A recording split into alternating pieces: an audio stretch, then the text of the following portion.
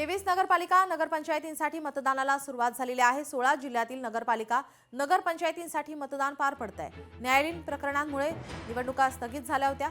सर्व नगरपालिका नगरपंचायतींची उद्या मतमोजणी होणार आहे।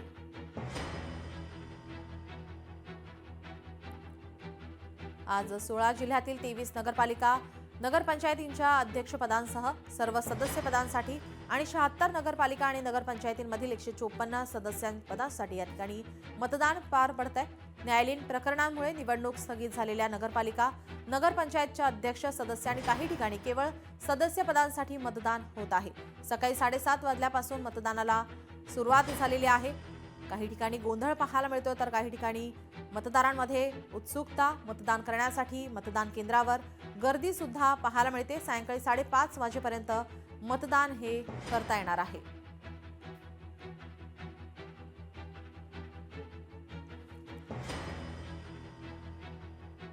वर्ध्याहून आपले प्रतिनिधी सचिन आपल्या सोबत जोडलेले आहेत। सचिन, वर्ध्यामधील काय सध्याची परिस्थिती आहे? किती मतदान या ठिकाणी पार पडलंय?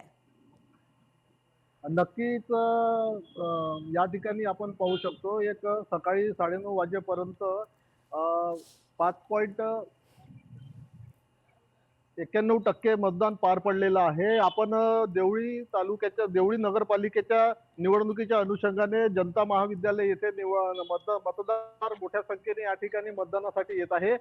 या ठिकाणी आपण पाहू शकतो की मोठा पोलिसांचा बंदोबस्त या ठिकाणी लावण्यात आलेला आहे।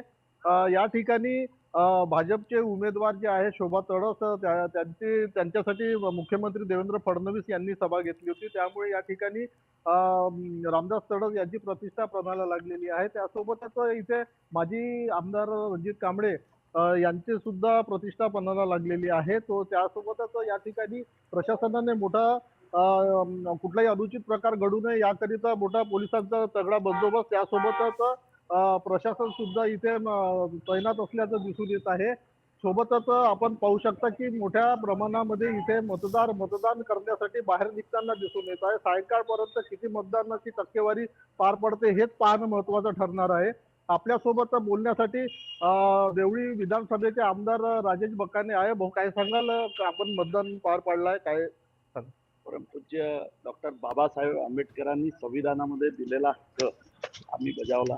असाच हक्क सगळ्या मतदारांनी बजावावा हे सर्वप्रथम मी या ठिकाणी आवाहन करतो आणि जास्तीत जास्त मतदान करून एक लोकाभिमुख सरकार या ठिकाणी निर्माण करावं, जेणेकरून चांगलं सरकार आलं तर लोकांची चांगली सेवा करू।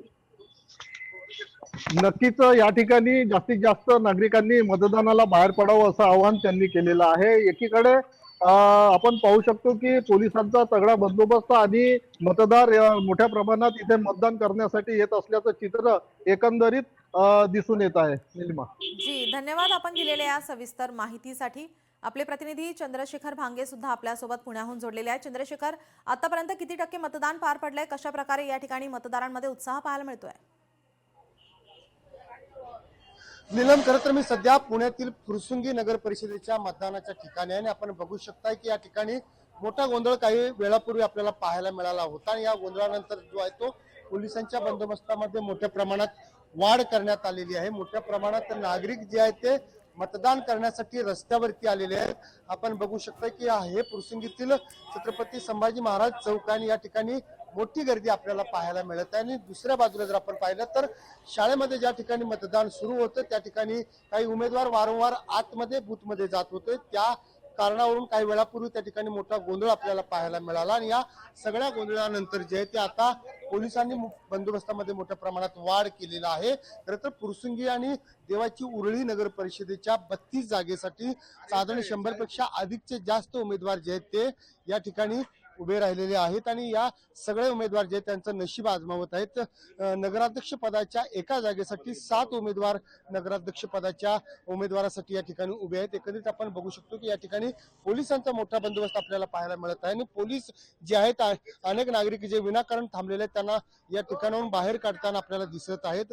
खरं तर या ठिकाणी काही वेळापूर्वी आपण पाहिलं की मोठा गोंधळ सुद्धा पाहायला मिळाला होता आणि पोलीस आता पुन्हा या सगळ्या नागरिकांना जे ते या मतदान केंद्राच्या परिसरातून बाहेर काढून देत आहेत आणि नागरिक मात्र या ठिकाणून बाहेर जाताना दिसत नाहीत। एकंदरीत आपण पाहिलं की फुरसुंगी नगर परिषदेच्या मतदानाच्या दरम्यान सकाळपासून वेगवेगळ्या ठिकाणी गोंधळ आपल्याला पाहायला मिळालेले आहेत। या ठिकाणच्या सगळ्या गोंधळाला खरं तर पोलीस जे आहेत ते जबाबदार आहेत, कारण पोलीस कोणत्या पद्धतीची जी या त्यांची कार्यपद्धत आहे ती कुठेतरी संशयास्पद असताना आपल्याला दिसत आहेत। एकंदरीत अनेक जे नागरिक आहेत ते विनाकारण आतमध्ये मतदान बूथ वरती असल्याचं दिसत आहे।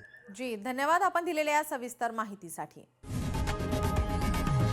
लोकशाही मराठी ऐका, पहा, जागरूक रहा।